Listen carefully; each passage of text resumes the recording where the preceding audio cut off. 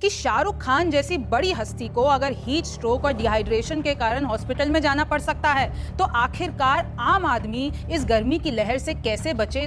हाँ, सबसे ज्यादा तो लोग बियर पीते हैं ना, चिल्ड, वो हाँ। नुकसानदेह होती है। चाय कॉफी में तो 50 ml पानी चला ही गया। चाय कॉफी, ठंडी बियर, अल्कोहल, इसको अवॉइड करना है। मतलब बिल्कुल छोड़ दें ये। इनसे बीमारियां कौन कौन सी हो सकती है लॉन्ग टर्म में अगर हम देखें, और ये कितना जान पे बात आ सकती है, कितना जानलेवा है ये पूरा मामला? हमारे बचपन में तो खस की टट्टी होती थी, एयर कंडीशनर होता ही नहीं था। तो उन लोगों को क्या करना चाहिए कि उनको तो धूप में जाना ही जाना है, काम तो करना ही करना है। डिप्रेशन हो जाता है, गुस्सा आने लगता है। मैंने बताया 2 बार बता रहा हूँ, क्योंकि गुस्सा ज्यादा आता है, झुंझुलाहट होती है। कि हैवी वर्कआउट्स, एक्सरसाइज, जॉगिंग करने से बचें इस वक्त? नॉट रिकमेंडेड, बिल्कुल नहीं चाहिए। कोई एंथुजियाज्म नहीं करना है, रनिंग वनिंग नहीं करनी है जाके बाहर, बहुत खतरा है। ना ही वेकेशन पे जाना है। वेकेशन पे तो भाग जाते हैं ना लोग, वहाँ पे भीड़ कर कश्मीर देते में हैं भी पहाड़ों पहुंच पे। गई है हीट वेव। पहुंची। जब अपने शरीर को ऐसा बना लिया है कि ज्यादा गर्मी नहीं बर्दाश्त करते, तो बहुत हो जाती है ना। मैंने देखा है लोगों को।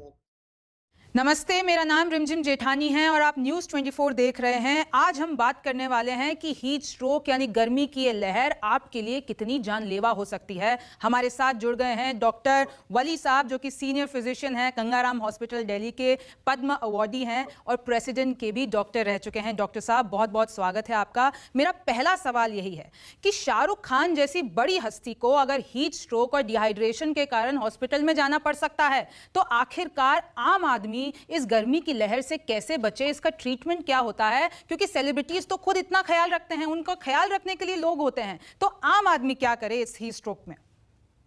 पहली बात तो धूप से बचे। और सेलिब्रिटीज जो होते हैं ना, उनका शरीर कोमल हो जाता है। हम लोग एकदम आदी हो जाते हैं एयर कंडीशनिंग के, ठंडे में रहने के, तो जब जरा सा भी एक्सपोजर होता है तो बदन जवाब दे जाता है। तो अच्छा। लेकिन एक आम मजदूर जो अभी भी सड़क पे मजदूरी कर रहा है, या ऊपर छत पे चढ़ के किसी का पोल लगा रहा है, तो खुले सूरज के नीचे उसकी बॉडी को आदत हो जाती है काम करने की। और अभी वेरी रिसेंट रिसर्च भी आई है कि जो हीट है वो एक तरह की रेजिस्टेंट केमिकल्स बॉडी में पैदा करती है। खैर, उसकी हम बात नहीं कर रहे। इस समय हम बात ये कर रहे हैं कि गर्मी का क्या इफेक्ट होता है, गर्मी से कैसे बचा जाए। तो गर्मी में सबसे पहले निकलना नहीं चाहिए, गर्मी से बचना चाहिए, और अपने शरीर को वेल हाइड्रेटेड रखना चाहिए।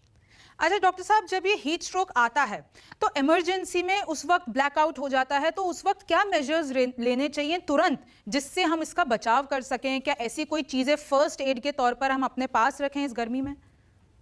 पानी, बर्फ, ठंडी भीगी हुई पानी की चादर सबके पास हो सकती है। और पेशेंट को जैसे ब्लैकआउट हो रहा है तो लिटा देना चाहिए। और बेहोश नहीं है तो उसको पानी ही सबसे बड़ा उसका इलाज है, सबसे बड़ा इंजेक्शन है। और अगर ज़्यादा ब्लड प्रेशर लो जाता है तो हम लोग सेलाइन उसको इंजेक्ट करते हैं।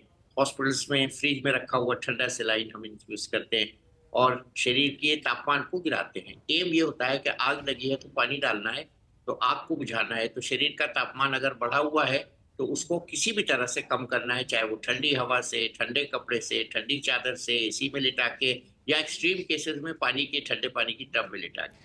अच्छा, तो उसको ठंडा करना। कल ही ऑफिस में हमारे एक यंग बच्चा है, उसको हीट स्ट्रोक आ गया और उसने चाय कॉफी पी ली। तो ये चाय कॉफी जो है उससे कितना बचना चाहिए? मतलब उसको नींबू पानी पीना चाहिए था, लेकिन उसने चाय पी ली। तो ये क्या लोग ऐसा क्या करें, चाय कॉफी की मात्रा कम कर दें इस गर्मी में?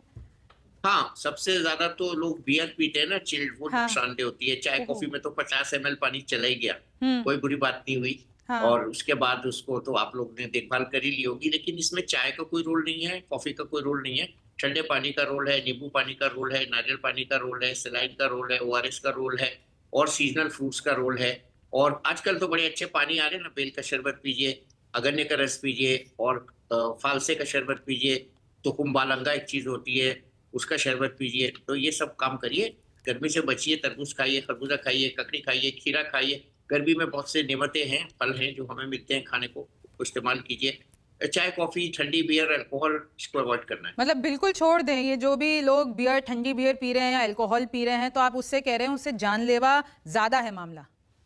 नहीं, ये तो अल्कोहल डिहाइड्रेशन करता है ना, हाँ। इसलिए मना कर रहा हूँ। हाँ, हमें हाँ। हाइड्रेशन करना है, जी, जी। बॉडी को हाइड्रेट करना है, डिहाइड्रेट नहीं करना है। तो अच्छा, ऐसी कोई चीज। डॉक्टर साहब, ये सिम्टम्स कैसे, अगर हीट स्ट्रोक आ रहा है तो सिम्टम्स क्या दिखने लगते हैं? और क्या हमें तुरंत उसी टाइम, जैसे हॉस्पिटल पहुंच जाते हैं कुछ लोग, तो हॉस्पिटल जाने से पहले हमने, जैसे आपने बताया कि हमने वो सब कर लिया, लेकिन ऐसे क्या सिम्टम्स है जब हॉस्पिटल की जरूरत पड़ जाए?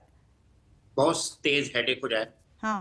आंखों से धुंधला लगने लगे, मसल्स की ताकत लगे कम हो गई है, बेहोशी सी आने लगे, मसल्स में क्रैम्प्स आने लगे, चक्कर आने लगे। ये हीट स्ट्रोक जब सीवियर होता है उसमें बेहोशी भी आ जाती है, तो ये तो फिर ले जाया जाएगा ऐसा मरीज। हीट से एग्जॉशन होता है, हीट से थकान होती है। हीट से अगर पसीना निकलता रहता है तो हीट स्ट्रोक नहीं होता।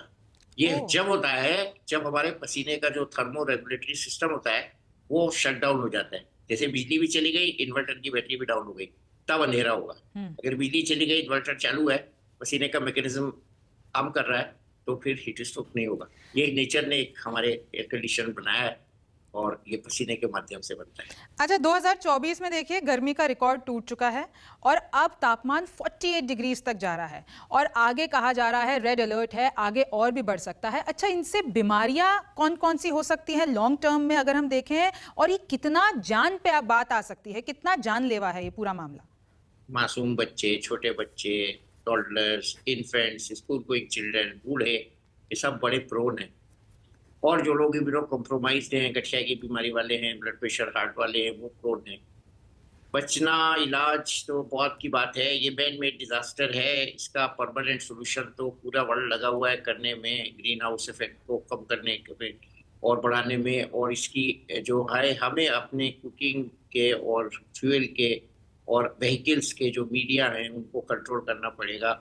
और हमें ऐसे ईंधन अडेप्ट करने पड़ेंगे जिनसे ऑक्सीजन और वातावरण को नुकसान ना हो, ओजोन लेयर को नुकसान ना हो। ये हो रही है कोशिश, लेकिन अंटार्कटिका की बर्फ पिघल रही है और तापमान ग्लोबली बढ़ रहा है।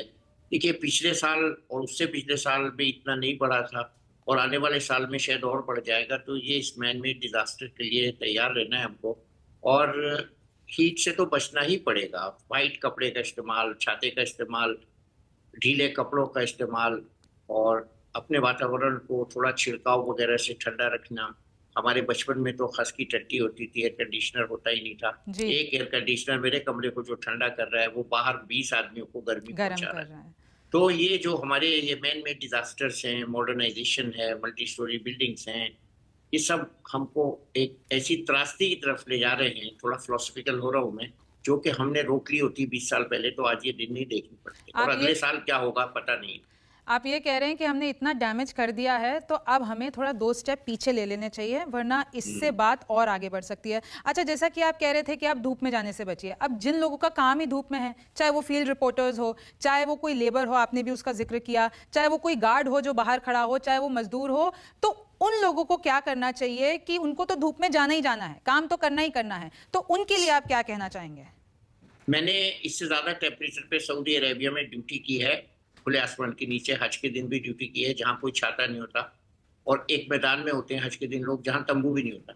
तो हम सर पर व्हाइट कपड़ा रखते थे और सर को थोड़ा भिगो लेते थे, मजबूरी होती थी। तो बस यही एक इलाज है, धूप से बच के काम करते रहने में। सर को व्हाइट कपड़े से ढक लें, एक हाथ से काम करना हो तो एक हाथ से छाता पकड़ लें, चादर बांध लें। चूंकि मजबूरी में बता रहा हूँ, जहाँ करना ही करना है। मेरा भी अभी गार्ड बाहर खड़ा है, तो उसके लिए मैं एक छाता ढूंढ रहा हूँ 3 दिन से कि उसको एक अच्छा सा छाता ला के दे दूँ तो उसका काम कुछ हो जाए, वो खुश हो जाएगा। तो भी आज मैंने छाता मंगाया उसके लिए, तो छाते से भी बच सकते हैं वो गार्ड, ऐसे लोग जो स्टैटिक ड्यूटी करते हैं। डॉक्टर साहब, ये फिजिकल इफेक्ट्स तो होते ही हैं, साइकोलॉजिकल इफेक्ट्स भी होते हैं, उसके बारे में आप गुस्सा आता है, क्या? जी। गुस्सा आता है, इरिटेबिलिटी होती है, काम करने को मन नहीं चाहता, ऐसा लगता है कि कहीं चले जाएं अंधेरे में, जहाँ रोशनी भी ना हो, गर्मी भी ना हो।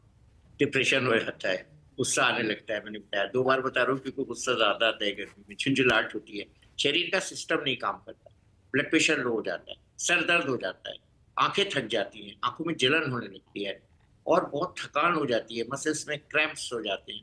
तो ये सब चीजें होती हैं गर्मी से। देखिए, मैं आपको बता दूं, हमारा शरीर गर्म रहने के लिए बना ही नहीं। ठंडे मूड के लोगों की लाइफ भी ज्यादा होती है और वो ज्यादा एफिशिएंट काम करने का आउटपुट उनका ज्यादा होता है। हमारे यहाँ मजबूरी है, जाड़ा, गर्मी, बरसात, जब तक बॉडी गर्मी के लिए तैयार होती है जाड़ा आ जाता है, जब तक जाड़े के लिए तैयार होती है तो गर्मी आ जाती है। तो ये बदन पे एक बहुत बड़ा स्ट्रेन पड़ता है। डॉक्टर साहब, वक्त की क्योंकि कमी है, एक आखिरी सवाल कि हैवी वर्कआउट्स, एक्सरसाइज, जॉगिंग करने से बचें इस वक्त? नॉट रिकमेंडेड, बिल्कुल नहीं चाहिए। आप आराम करिए घर में, ठंडा पानी पीजिए, तरबूज खरबूजा खाइए, वॉक करिए, ठंड के टाइम वॉक करिए, गर्मी में बाहर मत निकलिए। कोई एंथुजियाज्म नहीं करना है, रनिंग वनिंग नहीं करनी है जाके बाहर। बहुत खतरा है। ना ही धूप पे वैकेशन पे जाना एक्सरसाइज, है। वेकेशन पे तो भाग जाते हैं ना लोग, वहां पे भीड़ कर कश्मीर देते में हैं भी पहाड़ों पहुंच पे। गई है हीट वेव। हाँ पहुंचेगी, जब वहां आबादी बढ़ जाएगी तो क्यों नहीं पहुंचेगी। जो शहर नैनीताल 40,000 लोगों के लिए बना था, वहां 40 लाख हो जाएगी थोड़े दिन में पॉपुलेशन, तो गर्मी क्यों नहीं होगी। हमने वि- खुद ही तो किया है सब। विदेशों में तो मौत भी हो रही है, म्यांमार में लोग मर रहे हैं, 40 मौतें हो गई हैं, बाहर जानवर मर रहे हैं। उनके अंदर बर्दाश्त कितनी होगी। जब हमने अपने शरीर को ऐसा बना लिया है कि ज्यादा गर्मी नहीं बर्दाश्त करते, तो मौत हो जाती है ना। मैंने देखा है लोगों को, तुर्की वगैरह के लोग जब हज में आते हैं, तेज गर्मी में उनकी कोमा और डेथ हो जाती है। बहुत डेथ्स होती हैं, ठंडे मुल्क के लोगों की डेथ्स बहुत होती हैं, क्योंकि उनके सहनशीलता और वातानुकूल होना शरीर का, उसके हिसाब से, जिसको हम कहते हैं एडेप्टेबिलिटी, वो बहुत स्टेक पे आ जाती है, एडेप्टेबिलिटी। डॉक्टर साहब, आई होप अब ये जो हमने सब बताया है बिट्स एंड पीसेस में, समय कम था बट फिर भी हमने बहुत कुछ कवर करने की कोशिश की है। थैंक यू सो मच हमारे साथ जुड़ने के लिए। धन्यवाद। शुक्रिया।